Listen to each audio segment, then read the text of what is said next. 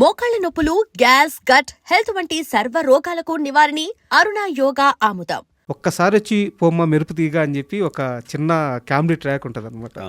అంటే అప్పట్లో ఎంత వైరల్ అయిందంటే ఇప్పటికి కూడా మీమ్స్ వస్తూ ఉంటుంది. సో అసలు ఆ ట్రాక్ ఎలా పుట్టింది, ఎవరు రాశారు, ఎలా షూట్ చేశారు? ఆ ట్రాక్ తమిళలో రాశారు సార్. ఓకే, తమిళ్లోనే వచ్చింది. తమిళ్లో కూడా మంచి పాపులర్ అయింది. కానీ అక్కడికంటే ఇక్కడ బీభత్సమైన సక్సెస్ అయింది అది. అవునవును. దానిలో ఒక్కసారి వచ్చిపోమ్మ మెరుపు తీగకి బ్రహ్మానందం గారు ఇచ్చిన రియాక్షన్ అద్భుతం అండి. అది పెళ్లి చూపులు రమ్మంటే ఒక్కసారి వచ్చిపోమ్మ మెరుపు తీగంటే ఎటొచ్చి తెలియదు. దానికి బ్రహ్మానందం గారి రియాక్షన్ అయితే అలా చూస్తాడు. పక్కన రాజశేఖర్ గారి రియాక్షన్ కూడా అదిరిపోద్ది, ఏంటి బావా అని చెప్పేసి. అది పక్కన మల్లికార్జున డైలాగ్ కూడా, అమ్మా రాజన్న వచ్చినాడు, రాజన్న బామ్మరిది రామబ్రహ్మ వచ్చినాడు, వాళ్ళ తరపు బంధువులందరూ వచ్చినారు, ఒక్కసారి వచ్చి బొమ్మ మెరుగుతేగా అని చెప్పి పిచ్చ పేరుడు వేలింది సార్. అది షూట్ చేసేటప్పుడు అర్థమైందా? అయ్యో అసలు షూట్ చేసేప్పుడే అసలు ఆర్బీ చౌదరి గారు వీళ్ళైతే తెగ నవ్వుకున్నారు. అసలు థియేటర్ ఆ సినిమాకి రిపీట్ కలెక్షన్కి అది కూడా ఒక కారణం సార్. ఆ సినిమాకి ఆ కామెడీ కూడా పెద్ద ప్లస్ అయింది. ఆ సినిమాకి ఒక సినిమా కామెడీలు కూడా చాలా ప్లస్ అవుతాయి. అలా బ్రహ్మానందం గారు లాంటి ఆర్టిస్టులు, నాది శివరామరాజు కానీ సింహరాశి కానీ వీటన్నిటిలో పెద్ద ప్లస్.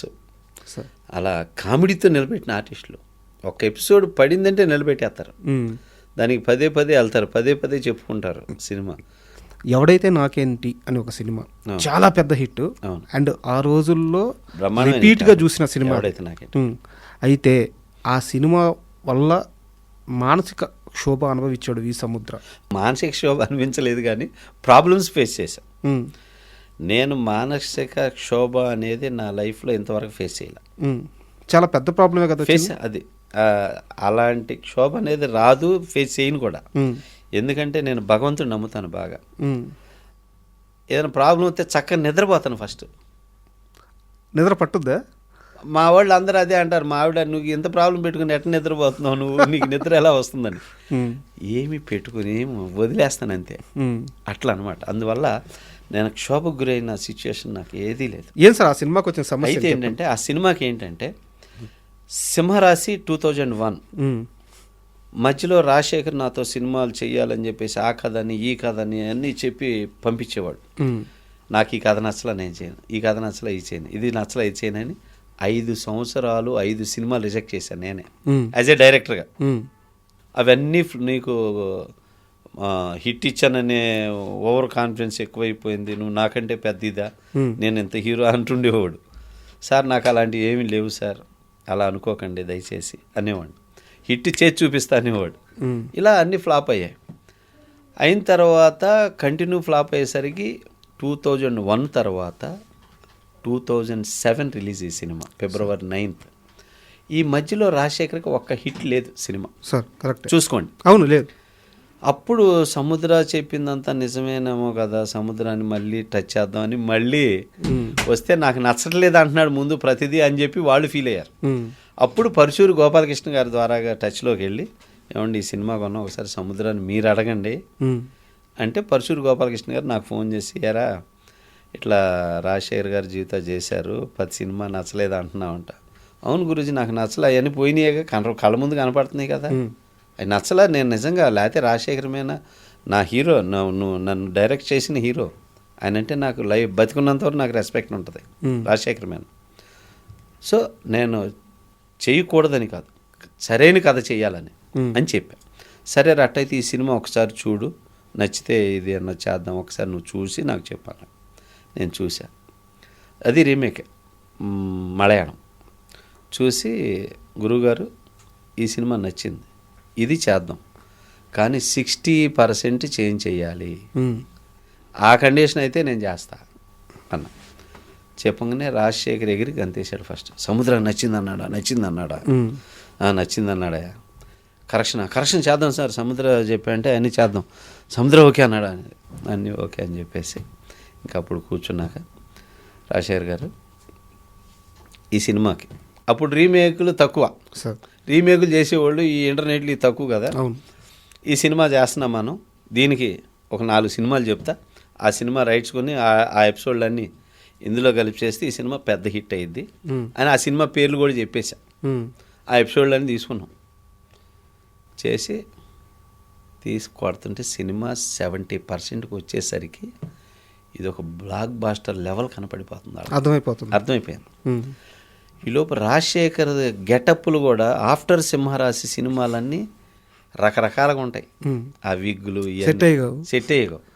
మళ్ళీ ఎవడైతే నాకేంటి సెట్ చేసిన దగ్గర నుంచే పడింది వాళ్ళకి మనసులో, అమ్మ ఇది మళ్ళీ నా లుక్ వచ్చేసిందని. అట్లా అది ఏమి తీసుకొచ్చాను అది అన్నీ స్క్రీన్ మీద ప్రజెంట్ అవుతూ వచ్చేసరికి వాళ్ళలో ఈ సినిమా సక్సెస్. రేపు డైరెక్టర్ పట్టుకుపోతాడు, మనకేముండదు, ఈ పేరు డైరెక్టర్కి వెళ్ళకూడదు, ఇది డిస్టర్బ్ చేయాలని వాళ్ళు మాట్లాడుకొని కుట్రలు చేసుకొని నన్ను డిస్టర్బ్ చేశారు.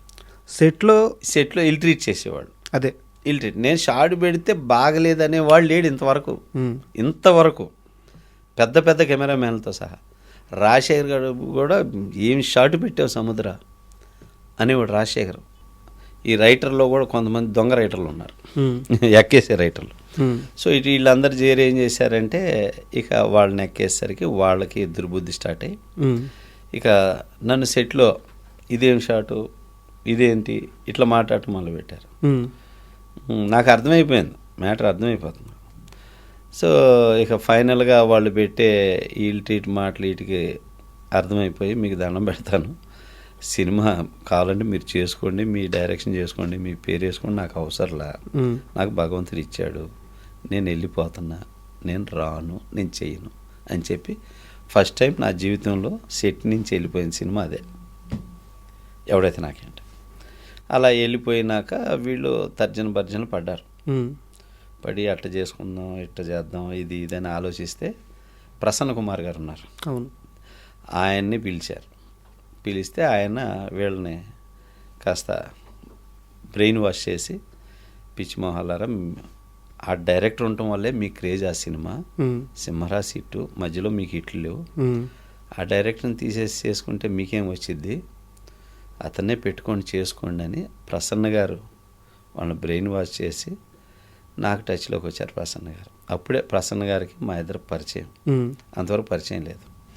ఇక అట్లా కలిసి ఇక మళ్ళీ పిలిచి వీళ్ళు అట్ట కాదు సముద్ర ఇది జరిగిపోయింది అది ఇది అని చెప్పి మాట్లాడి మళ్ళీ వాళ్ళే పిలిచి ఇది చేస్తే ఇక అప్పుడు చేశాను. టైటిల్ కార్డు ఎలా పడుతుంది చేశాక అలా చేశాక లాస్ట్లో మళ్ళీ వాళ్ళ దుర్బుద్ధి చూపించారు.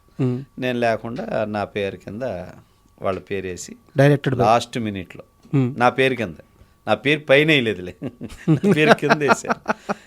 ఇక అట్లన్నా తృప్తి పడి సావనీలే అని చెప్పి వదిలేసి. And for more videos, please subscribe to iDream. Please subscribe to iDream. Please subscribe iDream. And please subscribe to iDream. For more videos, subscribe to iDream. please like, share and subscribe to the channel. Congratulations, iDream. Subscribe to iDream. Subscribe to iDream. So subscribe to iDream Media. iDream team andarki huge congratulations. Please subscribe iDream Media. Please subscribe to iDream. Subscribe iDream. Please subscribe to iDream. iDream అంటే నా కళల ఛానల్ను subscribe చేసుకున్న నోరు తిరుగుతలేదు, మీరైతే గంట గుర్తు కొట్టండి. For more such videos, please subscribe to iDream. Subscribe to iDream. Please subscribe to iDream. Please subscribe iDream Media. Please do subscribe to iDream. Please subscribe to iDream Media. For best entertainment and information, please subscribe iDream. And don't forget to subscribe to iDream.